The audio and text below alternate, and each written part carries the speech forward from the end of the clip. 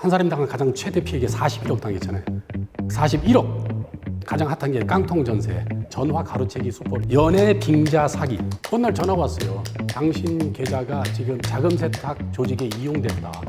우리가 사기 교육이야말로 사람 목숨 구하는 일이다. 이렇게.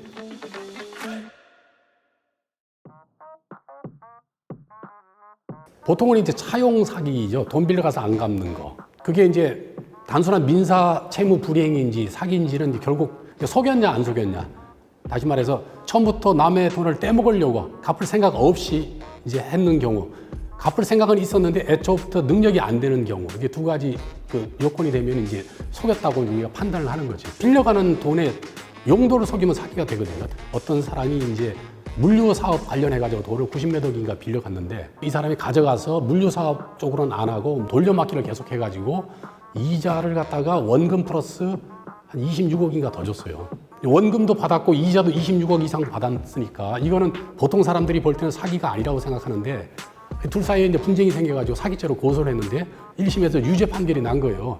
하여튼 사기죄 자체가 이렇게 사람을 기망하여 재물의 교부를 받거나 재산상 이익을 취득한 자 이렇게 돼 있기 때문에 속여서 재산을 받으면 그걸로 사기죄가 완성이 되는 거거든요.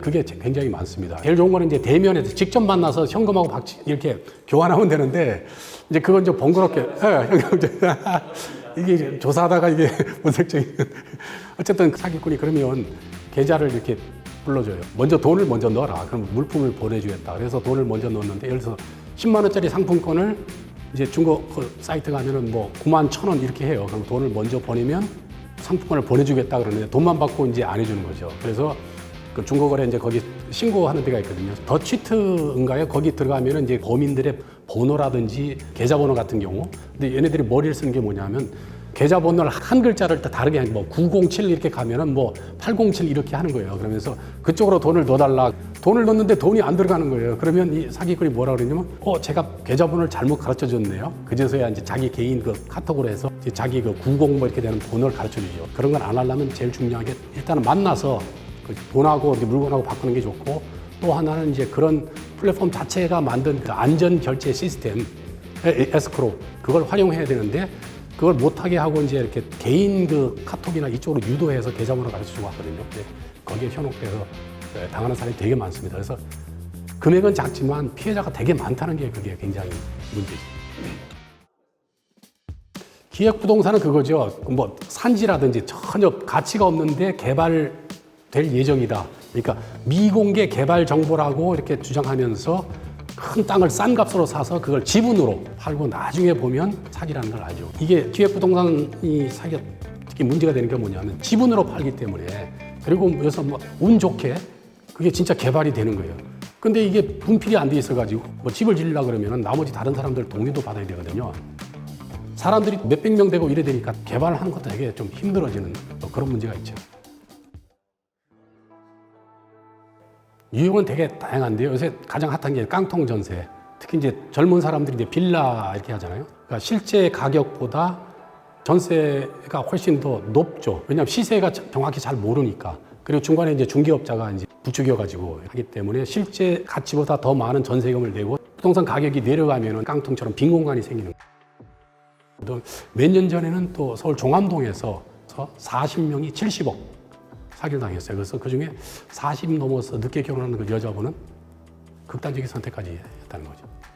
그래서 저는 항상 하는 얘기가 사기 교육이야말로 사람 목숨 구하는 일이다. 그게 뭐냐 하면은 이 국세 우선의 원칙에 의해서 국세는 일반 채권보다 우선하거든요. 다시 말해서 이제 우리가 전세를 들어가면서 집주인이 이제 부가가치세를 안 냈다. 이런 경우는 이제 당하는 거죠, 이게. 근데 이걸 이제 앞으로는 의무적으로 알려주도록 이런 식으로 이제 제도를 개선을 한다는 거죠. 이게 전문가를 사칭해서 그러니까 오픈 채팅방에서 여러 명이 짜고 치는 거죠. 거기에 이제 초대를 해요. 이렇게 들어가면 선생님이 해준 거에 막 했더니 뭐 몇 배, 몇십 배 됐고 뭐 하면서 자기들끼리 막 해요. 그러면 거기에 이제 넘어가는 거죠. 몇 년 전에는 어떤 여자분이 금거래소 뭐 관련 뭐 리딩방에 그냥 우연히 들어갔다가 자기 전세금 다 빼서 넣고 그 친정아버지 소판돈까지 넣어가지고 그 1억 털렸어요. 근데 신고했더니 경찰에는 그런 신고 들어온 게 한두 건이 아니니까 반응이 원하는 대로 안 되니까 그냥 극단적인 선택을 했죠. 로맨스 플러스 스캠, 스캠은 영어로 이제 SCAM, 사기란 얘기죠. 로맨스는 뭡니까? 연애 빙자 사기. 예, 특히 이제 아프리카 저쪽에 있는 사람들이 해외 파병한 미군이라든지 의사라든지 뭐 이런 걸 사칭해서 그 사람들 사진도 도용해가지고 이렇게 이제 보내죠. 홀로 돼 있는 사람, 헤어졌다든지 배우자가 죽었다든지 굉장히 외로운 사람한테 다가가서 감성적인 말로 짧은 기간에 신뢰를 얻은 다음에 이제 돈 얘기를 하면서 이제 한국에 들어와서 같이 살자. 그래서 심한 경우는 뭐 100억대 금괴를 보냈는데 통관 비용이 없다. 그러면서 계속 뜯어가서 또 당한 사람이 2억 원천인가 당해서 청와대 청원 게시판에 장진이가 올린 사람도 있거든요. 이제 그런 식으로 신뢰를 짧은 기간에 쌓아서 이제 돈을 요구하고 요새는 한 단계 더 나가서 그런 피해자들을 모아서 피해금을 회복할 수 있게 해준다 그러면서 그 비용을 또 사기치는 사람.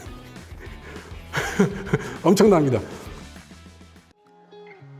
국제에 다 있기 때문에 거의 안 잡힌다고 보면 되죠. 안 잡히고 그 다음에 돈 회수도 거의 안 되고 지금 대대적으로 그 단속 활동을 펼쳐가지고 필리핀이나 이쪽에서 막 잡아왔다고 송환되어 오는 거 이런 거 막 뉴스 나오고 요새 막 굉장히 검거 실적도 되게 좋더라고요. 몇 달 전에 의사 선생님이 한 사람이 당한 가장 최대 피해가 41억 당했잖아요. 41억. 어느 날 전화가 왔어요. 당신 계좌가 지금 자금 세탁 조직에 이용됐다. 처음에 이제 전화 온 게 휴대폰 번호로 전화가 왔어요. 010 이걸로 왔거든요. 구속영장까지 발부돼 있고 뭐 간단히 조사를 해야 된대요. 그래서 앱을 하나 깔아라. 깔았는데 악성 앱이 깔린 거죠. 그 다음에 카카오톡에 친구 추가를 해라. 그 친구 추가를 했더니 그 검사 신분증하고 구속영장하고 이렇게 보내줬어요. 그러면서 하는 얘기가 진짜인지 아닌지 그 검찰청에 한번 확인해봐라. 선생님이 인터넷 들어가서 이제 검사가 있는지 확인했더니 진짜 있는 거예요. 그 신뢰를 하게 됐죠. 근데 이게 악성 앱이 깔리면 이제 전화 가로채기 수법이라고 요새 가장 핫한 수법이거든요. 내가 전화를 걸거나 걸려오는 전화가 이 범인들이 받는 거예요. 다 역할 분담을 해서. 그래 있는 돈 다 주고 대출 받아서 주고 뭐 비트코인 사서 보내고 한 게 토탈 41억.